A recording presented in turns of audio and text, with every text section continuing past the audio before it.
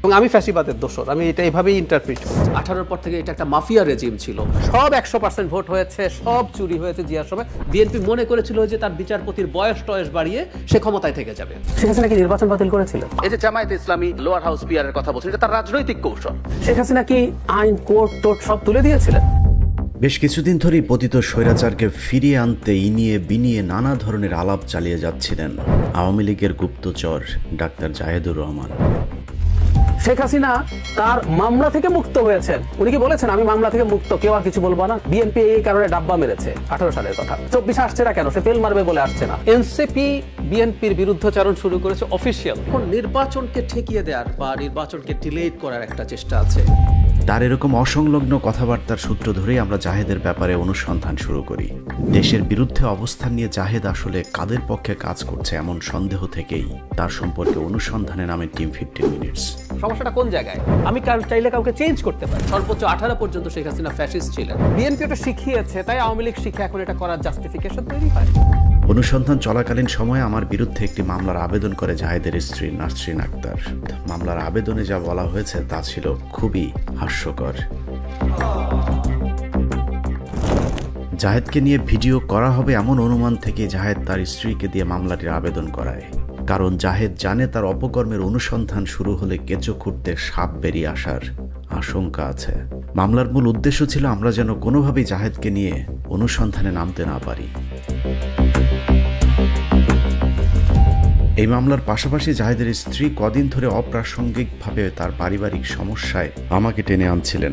এই বিষয়টিও আমাদের কাছে হাস্যকর মনে হয়েছে। জাহেদ তার স্ত্রীর সাথে থাকবে নাকি রুমিন ফারহানার সাথে থাকবে এটা একান্তই তার ব্যক্তিগত ব্যাপার।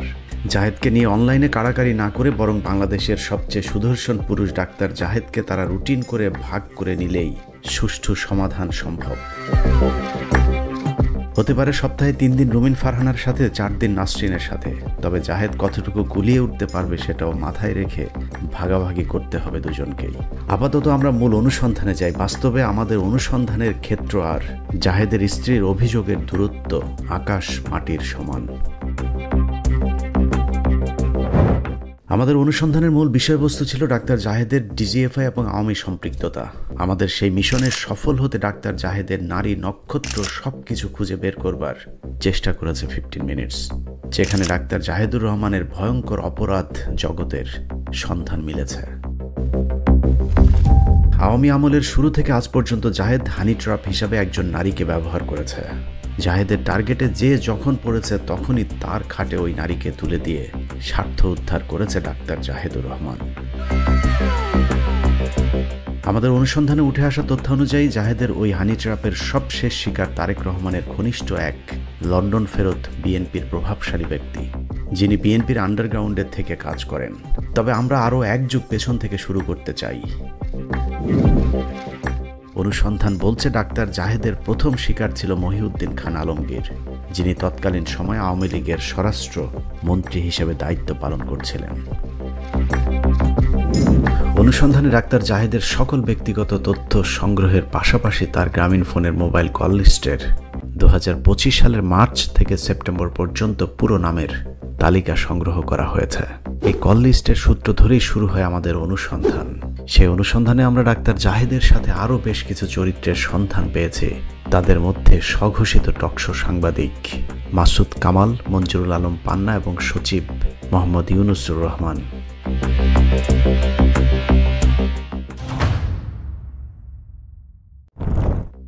আমাদের অনুসন্ধানে জাহেদ কার কার সাথে কথা বলে এবং কাদের সাথে কথা বলে প্রথমে সেটা খুঁজে বের করার চেষ্টা করেছে।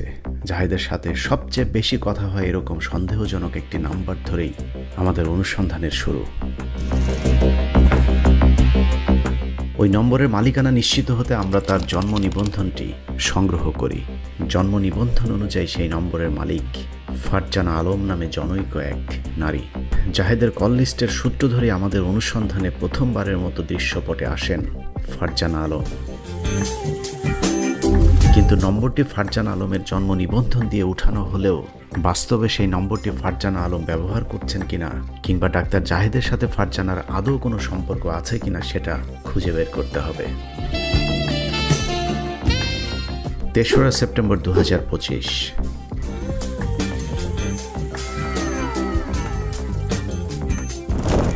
একটি সূত্র আমাদেরকে জানায় সেখানে জনৈক মকবুল আহমেদ খানের সাথে ডাক্তার জাহেদের একটি গোপন বৈঠক চলছে।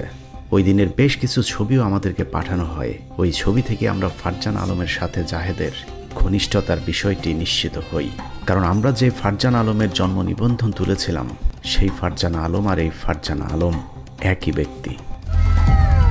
এরপরেই আমরা ওই নারীকে নিয়ে অনুসন্ধান শুরু করি। অনুসন্ধানের এক পর্যায়ে ওই নারীর একটি আপত্তিকর ভিডিও আমাদের হাতে আসে, যেই ভিডিওটি বেসরকারি বিশ্ববিদ্যালয় ইউরোপিয়ান ইউনিভার্সিটি অব বাংলাদেশের ভাইস চেয়ারম্যান মকবুল খানের।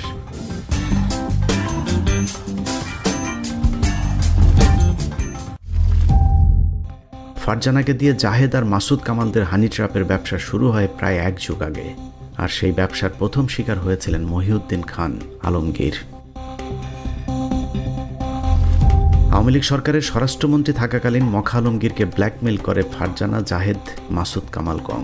মখা আলমগীরকে চুষে খাবার পর ফারজানাকে তুলে দেওয়া হয় মহিউদ্দিন খান আলমগীরের ঘনিষ্ঠ আরেক বন্ধু মকবুল আহমেদ খানের হাতে। মকবুলের সাথে ফারজানার অন্তরঙ্গ মুহূর্তের ভিডিও ধারণ করে তাকে বাধ্য করা হয় জাহেদ এবং মাসুদ কামালদের ইশারায় চলতে। এরপর থেকেই মকবুল আহমেদ খান তাদের হাতের পুতুল হয়ে কাজ করেছে। সব মিলিয়ে ডাক্তার জাহিদুর রহমান এবং মাসুদ কামাল মকবুল আহমেদ খানের অন্তত 50 কোটি টাকা হাতিয়ে নিয়েছেন। মকবুল খানকে চুষে খাবার প্রথম প্রকল্পের নাম স্বাধিকার টেলিভিশন। আমরা 4টা হাত পা নিয়ে যদ্দূর যাব। বেসরকারি টেলিভিশন প্রতিষ্ঠার কথা বলে 2020 সালে ডক্টর মকবুল আহমেদ খানকে বাধ্য করা হয় টেলিভিশনে বিনিয়োগ করতে। যা আদেশ তাই কাজ। চক্রের কথার বাইরে যাবার সাধ্য ছিল না মকবুল আহমেদ খানের। শুরু হয় টেলিভিশন চালুন নামে হরিলুট। আমরা পাশাপাশি কতক্ষণ চলছি এটা অবশ্য বলা কঠিন। হ্যাঁ, পাশাপাশি থাকা মুশকিল। টেলিভিশন প্রতিষ্ঠান নামে চক্রটি যেসব নাটক করেছিল তার কিছু নথিও আমাদের হাতে এসেছে। 15 মিনিটসের অনুসন্ধানে পাওয়া নথিতে দেখা যায় টেলিভিশনের ব্যবস্থাপনা পরিচালক জাহিদুর রহমান এবং সঞ্চালক উপস্থাপক হিসেবে মাসুদ কামাল, ফারজানা আলম এবং নাশকতার মামলায় আটক মঞ্জুরুল আলম পান্নার সহ বেশ কিছু প্রতারকের সংশ্লিষ্টতা পাওয়া যায়।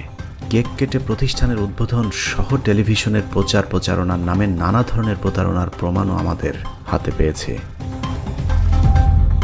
টেলিভিশন প্রতিষ্ঠার কথা বলে বড় অঙ্কের টাকা হাতিয়ে নিতেও মকবুল খানকে নানা ধরনের কর্মযজ্ঞ দেখানো হয়েছে, কিন্তু বাস্তবে শেয়ালের মতো মকবুলের টাকা ভাগাভাগি ছাড়া আর কিছুই করতে পারেনি প্রতারক চক্রটি। ফারজানা জাহেদের সাথে বারবার চেষ্টা করেও তাদের বক্তব্য নেওয়া সম্ভব হয়নি। তবে স্বাধিকার টেলিভিশনের নামে হরিলুটের সাক্ষী বেশ কয়েকজনের সন্ধান পেয়েছে টিম 15 মিনিটস। এদের মধ্যে একজন, যাকে টেলিভিশনের হেড অফ অ্যাকাউন্টস হিসাবে নিয়োগ দেওয়া হয়েছিল, নামে মাত্র হিসাব শাখার প্রধান হলেও ফারজানা আলম এবং জাহিদুর রহমানেরা নিজেদের ইচ্ছে মতো টাকা পয়সা উত্তোলন করতেন। হিসাবরক্ষকের কাজ ছিল শুধুই কাগজপত্রে স্বাক্ষর করা। ওইখানে বলা হয়েছিল যে এখানে সাইন করা লাগবে, যেটা তুমি এখানে সাইন করো, দ্যাটস ইট। কারণ এখন আমার বস যিনি ছিলেন এখানকার, উনি বলছে তুমি এখানে সাইন করো, দ্যাটস ইট, এতটুকুই। তাদের কোথায় কি টাকা লাগতেছে ওইটার হিসাব রাখার জন্য আমাকে জাস্ট তারা এখান থেকে ভলান্টারিলি নিয়ে যাওয়া হতো। আমরা যেহেতু ইউরোপিয়ানেরই একটা অংশ, তো আমরা এখানে জাস্ট কাজ করি। এভাবে টেলিভিশন প্রজেক্ট খাওয়া দাওয়ার পর চক্রের নজর পড়ে মকবুল খানের প্রধান ব্যবসা তার বিশ্ববিদ্যালয়ের উপর। মকবুল খানকে চাপ দেওয়া হয় ফারজানাকে মকবুলের মালিকানাধীন ইউরোপিয়ান ইউনিভার্সিটি অব বাংলাদেশের প্রভাষক হিসেবে নিয়োগ দেওয়ার। কিন্তু প্রথম প্রজেক্ট লুটপাটের পর ডক্টর মকবুল আহমেদ খান তাদেরকে বিশ্ববিদ্যালয়ে যুক্ত হতে দিতে চাননি। কিন্তু মকবুল না চাইলেও দিতে হয়েছে, কারণ এই চক্রের কথা না শুনলেই মকবুলকে ভয় দেখানো হতো ভিডিও ফাঁস করে দেওয়ার। বাধ্য হয়ে ফারজানাকে প্রভাষক হিসেবে নিয়োগ দেওয়া হয়। নিয়োগ নিয়েই রাতারাতি প্রমোশন হয়ে যান বিজনেস অ্যাডমিনিস্ট্রেশন অনুষদের ডিন। তারপর যখন যেমন ইচ্ছে হয়েছে তেমনভাবেই বিশ্ববিদ্যালয়ের অর্থ নিজেদের মতো তছরূপ করেছেন ফারজানা, জাহেদ, মাসুদ কামালেরা। বিশ্ববিদ্যালয় কর্তৃপক্ষের অবাক হয়ে তাকিয়ে দেখা ছাড়া যেন কিছুই করার ছিল না। ওদের একটা গ্রুপ ছিল, যে গ্রুপের মধ্যে ডক্টর জাহিদ ছিলেন, ফারজানা ছিলেন, তারপরে আরও একজন ভদ্রলোক ছিলেন, মানে সামথিং মাসুদ নাম বা এরকম, তারা একটা গ্রুপ ছিল। ডক্টর ইয়ের সাথে, মকবুলের সাথে তাদের একটা ভালো কানেকশন ছিল। দেওয়ারে টিম, সোজা কথা বলা যায়। ফারজানা, তারপরে ডক্টর মকবুল, ওনাদেরকে নিয়ে উনি যে কাজটা করেছেন, এটা আমাদের it was not expected from him, আমরা মনে করি। এরই মাঝে বিশ্ববিদ্যালয় কর্তৃপক্ষের হাতে আসে এক ভয়াবহ তথ্য। জাহেদের হানি ট্র্যাপ ফারজানা যে সার্টিফিকেট দেখিয়ে বিশ্ববিদ্যালয়ে চাকরি নিয়েছিলেন, সেই সার্টিফিকেট ভেরিফিকেশনে জানা যায় ফারজানার সার্টিফিকেটগুলো সবই নকল। ফারজানার সার্টিফিকেটগুলো ছিল সেগুলো নিয়ে একটু কন্ট্রাডিক্টরি আছে। বিশ্ববিদ্যালয়ে নিয়োগের সময় জমা দেওয়া সার্টিফিকেট অনুযায়ী ফারজানা আলম MBA ডিগ্রির পাশাপাশি PhDও কমপ্লিট করেছেন। ফারজানা আলম নিজেকে অতি মেধাবী প্রমাণ করতে গিয়ে তার MBA সার্টিফিকেটে CGPA দেখিয়েছেন 4-এর মধ্যে 3.55। ফারজানার সার্টিফিকেটটি আসল নাকি নকল সেটা যাচাই করতে রয়্যাল ইউনিভার্সিটি কর্তৃপক্ষের কাছে ফারজানার সার্টিফিকেট যাচাইয়ের জন্য আবেদন করলে বিশ্ববিদ্যালয় কর্তৃপক্ষ আমাদেরকে জানায় ফারজানা আলম নামে কোনো শিক্ষার্থী তাদের বিশ্ববিদ্যালয়ের রেকর্ডে নেই।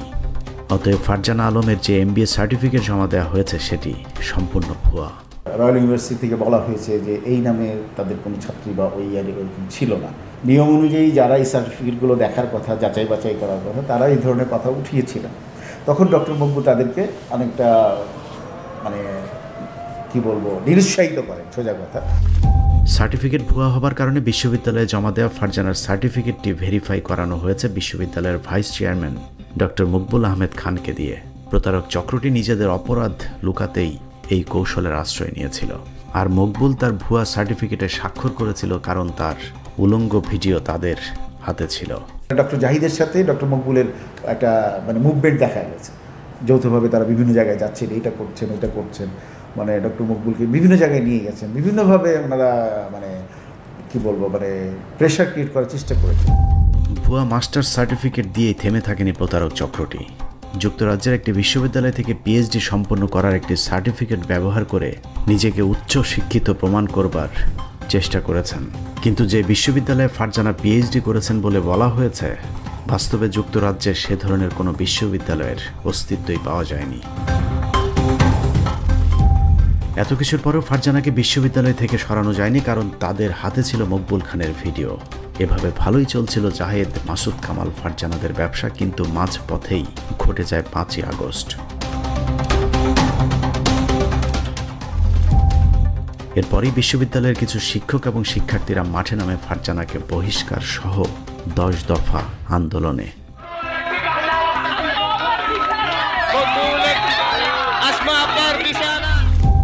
কিন্তু জাহেদরা কোনোভাবেই ফারজানাকে বহিষ্কারের শর্ত মানতে রাজি না, যে কারণে মকবুল খান সাফ জানিয়ে দেন প্রয়োজনে শিক্ষার্থীদের উপর হামলা চালানো হবে, তবুও ফারজানাকে বিশ্ববিদ্যালয় থেকে সরানো যাবে না।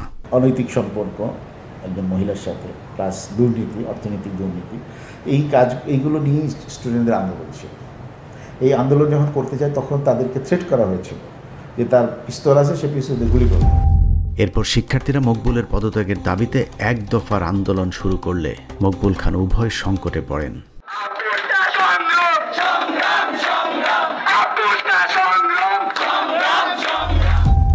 একদিকে ভিডিও ফাঁস হয়ে যাবার ভয়, অন্যদিকে শিক্ষার্থীদের আন্দোলনে দিশেহারা মকবুল হঠাৎ করেই গা ঢাকা দেন। এরপর থেকে মকবুল খানের সাথে যোগাযোগ বিচ্ছিন্ন হয়ে যায় ডাক্তার জাহিদুর রহমান ফারজানাদের। বেশ কিছুদিন জাহেদের সাথে যোগাযোগ না করায় ফারজানার সাথে মকবুলের ভিডিওর কিছু অংশ ফাঁস করে দেয় তারা। আর তাতেই সব পরিষ্কার হয়ে যায় মকবুল খান এতদিন ধরে ফারজানার সব আবদার কেন মেনে নিয়েছিলেন।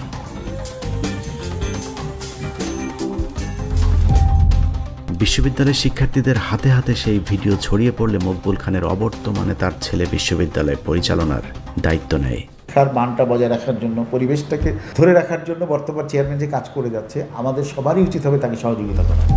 কিন্তু জাহেদ, ফারজানা, মাসুদ কামালরা শুরু করেন নতুন ষড়যন্ত্র।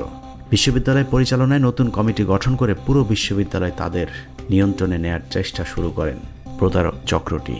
কীভাবে ইউনিভার্সিটিতে ঢোকা যায়, ইউনিভার্সিটির ট্রাস্টি বোর্ডকে ভেঙে দেওয়া যায়, বেই করা যায়।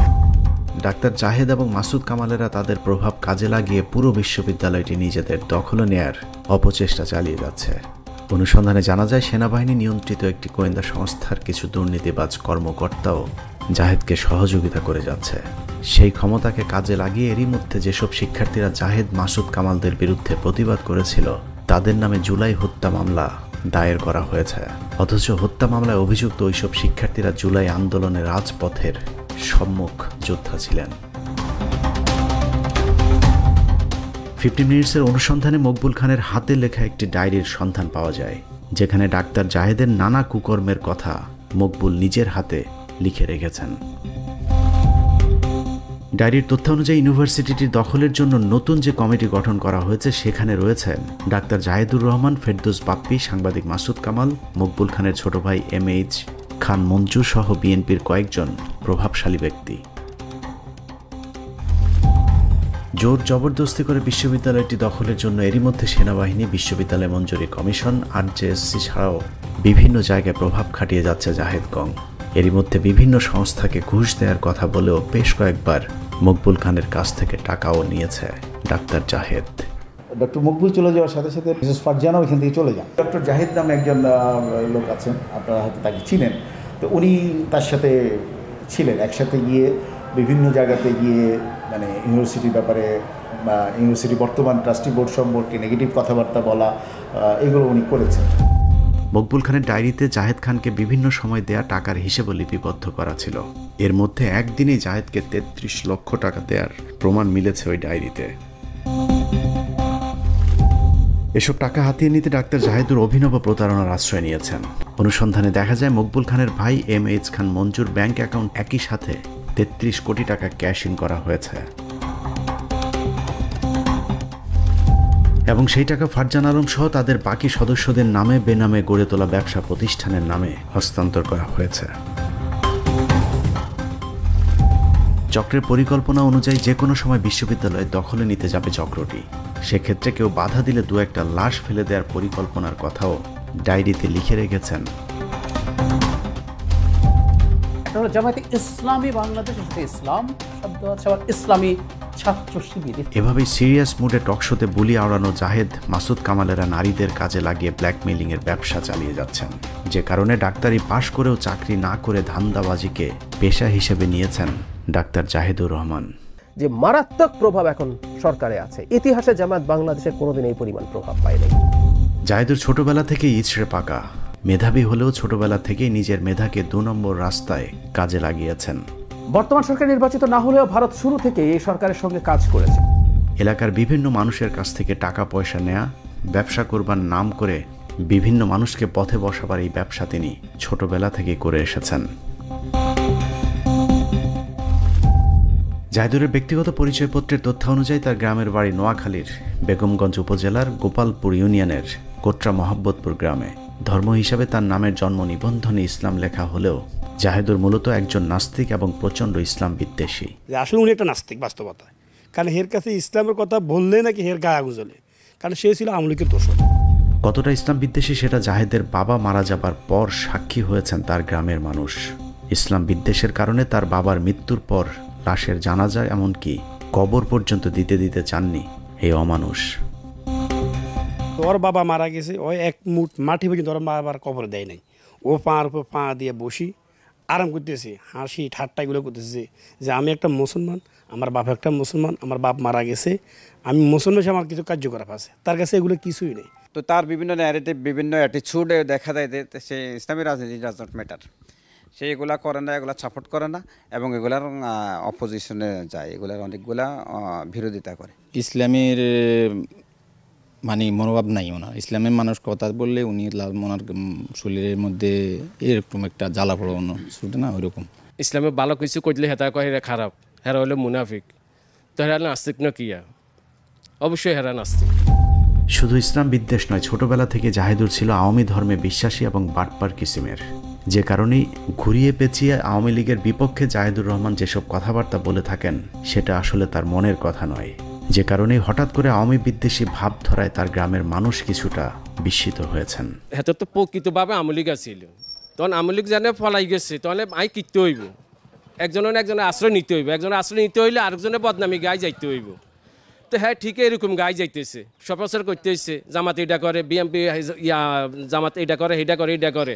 তো জামাতের কিছু বদনামি করার জন্য বিএমপির কাছে ভালো হয়, সাধু সাজে, তাহলে বিএমপি হাতারে টানি বুকে নিব। এখন আওয়ামী লীগ পালিয়ে যাওয়ার পরে সে একটা রূপ নিয়ে আবার বিএমপিতে যোগদান করতেছে বা বিএমপির হয়ে কথা বলতেছে। ইসলামী যে কোনো দলের ইসলামী সংগঠনকে কীভাবে হেয় করা যায় তার কাছে কিন্তু ওগুলো আছে। এখনও বিএমপির পক্ষপাতিত্ব আওয়ামী লীগের পক্ষপাতিত্ব করতেছে, আওয়ামী লীগের দেশের মধ্যে আবার প্রতিস্থাপন করতে চাইতেছে, সে এইরকমই বক্তব্যগুলো আর কি। গ্রাম থেকে প্রতারণার হাতে খড়ি নিয়ে আসা প্রতারক জাহেদুর ঢাকাতে এসে পদ্ধতি পাল্টেছেন, কিন্তু প্রতারণার ব্যবসাটা ধরে রেখেছেন আগের মতন। সেই প্রতারণার পার্টনার হিসেবে সাথে নেন মাসুদ কামাল এবং হানি ট্র্যাপের জন্য কাজে লাগান ফারজানা আলমকে। মাসুদ কামাল জীবনে কোথায় সাংবাদিকতা করেছে সেটা কেউ না জানলেও ৭১ টিভির বদৌলতে তিনি হয়ে যান টকশো বক্তা। ৭১ টিভির মাধ্যমেই দেশবাসী জানতে পারেন মাসুদ কামাল নামে পৃথিবীতে একটি প্রাণী আছে এবং সেই প্রাণীটি একজন সাংবাদিকও। জেলা প্রশাসককে স্মারকলিপি দিচ্ছে। জাহেদুর মাসুদ কামালের জমজমাট হানি ট্র্যাপ ব্যবসায় দুজনেই ফুলে ফেপে উঠেছেন। সুনির্দিষ্ট কোনো পেশা না থাকলেও তাদের রাজকীয় জীবন যাপনে কোনো সমস্যা হচ্ছে না, কারণ তাদের একজন ফারজানা আলম আছেন। ফারজানার নিচ তলাকে কাজে লাগিয়ে দুজনে হয়ে উঠেছেন উপর তলার মানুষ। সরাসরি বললে জাহেদ এবং মাসুদ কামাল দুজনেই পতিতা ব্যবসায় জড়িত। আমরা তাদের দৃষ্টান্তমূলক শাস্তি দাবি করছি। ইউরোপিয়ান ইউনিভার্সিটি অব বাংলাদেশ দখল এবং ভুয়া সার্টিফিকেট দিয়ে চাকরি করার নামে তারা যে অপরাধ সংগঠিত করেছেন, সেই অপরাধেরও দৃষ্টান্তমূলক শাস্তি চাই। আল্লাহ হাফেজ।